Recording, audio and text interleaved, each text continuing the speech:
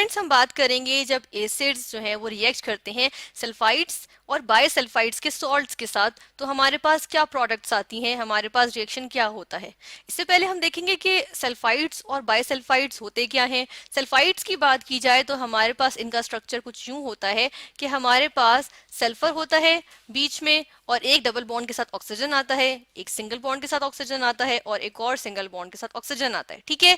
और अगर इसका कंडेंस्ड हम स्ट्रक्चर लिखें तो वो इस तरह से होता है SO3 2 नेगेटिव। ठीक है, यानी -2, इसको -2 हम लिख देते हैं, इसके माइनस को हम जो है वो शुरू में लगा देते हैं कि ये हमारे पास होता है SO3-2। ठीक है। इसमें हम देख रहे हैं कि दो ऑक्सीजन सिंगल बॉन्ड के साथ हैं, यानी कि इनकी कैपेसिटी होती है दो बॉन्ड्स बनाने की, लेकिन इन्होंने एक एक बॉन्ड बनाया हुआ है। इसका मतलब है इन पे नेगेटिव साइन आया हुआ है। ठीक है, तो ये नेगेटिव साइन आया हुआ है इनके ऊपर, और नेगेटिव चार्ज की वजह से -2 आ गया, यानी दो नेगेटिव चार्ज हैं, और ये हमारे पास होता है सल्फाइड। ठीक है, इसके सॉल्ट के साथ हम रिएक्शन देखेंगे किसी एसिड का।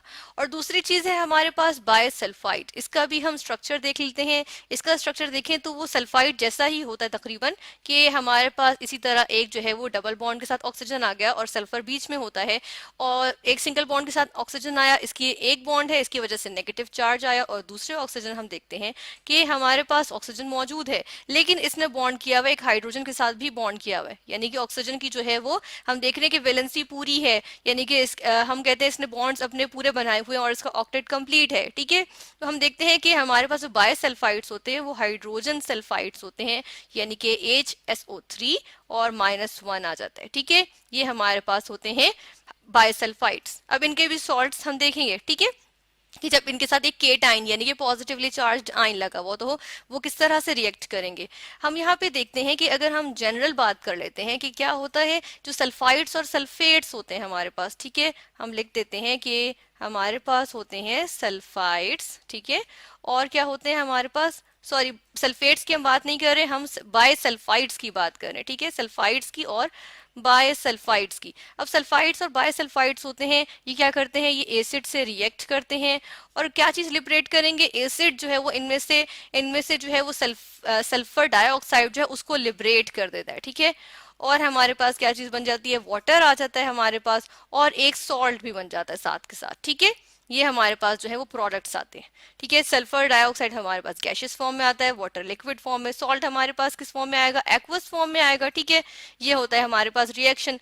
अब हमने जनरल बात की है कि क्या होता है कि सल्फाइड्स और बायसल्फाइड्स जो है वो एसिड के साथ रिएक्ट करके क्या बना लेते हैं, सल्फर डाइऑक्साइड गैस जो है वो रिलीज होती है। ठीक है, हम साथ में एरो भी लगा देते हैं, ये रिलीज होती है। ठीक है, और हमारे पास क्या आता है, वाटर आ जाता है और सॉल्ट बन जाता है। ठीक है, अब इसका जो है हम पर्टिकुलर रिएक्शंस देखेंगे। पर्टिकुलर रिएक्शंस में हम बात कर लेते हैं कि हमारे पास पहले हम एक सल्फाइड के सॉल्ट की बात करते हैं, इसके साथ हम केटाइन लगा देते हैं, हम कैल्शियम का केटाइन लगा देते हैं इसके साथ। ठीक है, ये कैल्शियम का केटाइन आ गया और साथ में सल्फाइड आ गया हमारे पास। ठीक है, ये हमारे पास है कैल्शियम सल्फाइड। ठीक है, अब क्या होगा, इसका रिएक्शन होगा हाइड्रोक्लोरिक एसिड के साथ, हम एक एसिड के साथ इसका रिएक्शन करवा रहे हैं। ठीक है, हमारे पास प्रोडक्ट में क्या आएगी, हमने कहा सल्फर डाइऑक्साइड गैस रिलीज होगी। ठीक है, या हम ऐसा करते हैं कि पहले सॉल्ट को मेंशन करते हैं कि सॉल्ट कौन सा बनेगा, हमारे पास सॉल्ट बनेगा कैल्शियम क्लोराइड। ठीक है, कैल्शियम क्लोराइड बन गया हमारे पास। ठीक है,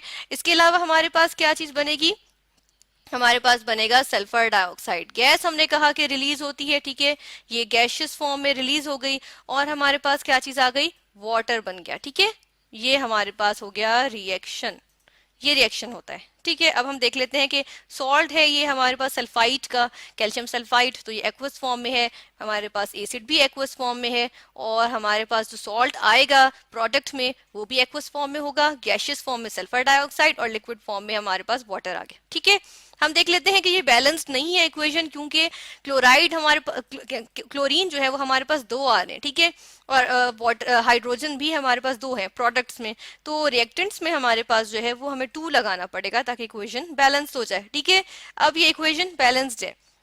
दूसरी इक्वेशन हम देखेंगे बायसल्फाइड के सॉल्ट की। ठीक है, हम बायसल्फाइड के सॉल्ट की बात करेंगे, इसके लिए हम ले लेते हैं सोडियम का। ठीक है, सोडियम बायसल्फाइड की बात करते हैं, सोडियम बायसल्फाइड यानी कि सोडियम Na और बायसल्फाइड HSO3। ठीक है, और हम देख लेते हैं कि जब ये हमारे पास रिएक्ट करेगा HCl के साथ हम इसका फिर से रिएक्शन करवाएंगे, यानी कि इस सॉल्ट का भी हम HCl से ही रिएक्शन करवा लेते हैं, ठीक है।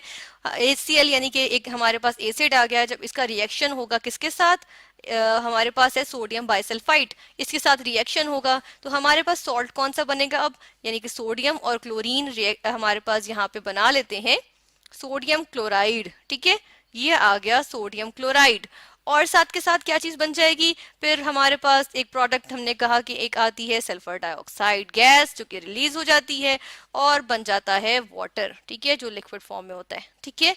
इस इक्वेशन को हम देख लें कि ये बैलेंस्ड है कि नहीं है। हम देखते हैं कि सोडियम जो है वो बैलेंस्ड है, हाइड्रोजन हमारे पास बैलेंस्ड है, इसके अलावा सल्फर बैलेंस्ड है, ऑक्सीजन 3 है, 1 2 3 3 है, ठीक है। ये इक्वेशन हमारे पास बैलेंस्ड है। तो हम देख रहे हैं कि जब एसिड को हमने रिएक्ट करवाया किसके साथ, सॉल्ट्स थे हमारे पास सल्फाइड्स के और बायसल्फाइड्स के, ठीक है। तो हमारे पास जो है वो प्रोडक्ट्स में क्या आया, एक हमारे पास सॉल्ट बन गया, ठीक है, और क्या चीज हुई, वाटर बना और सल्फर डाइऑक्साइड गैस जो है वो प्रोड्यूस हुई।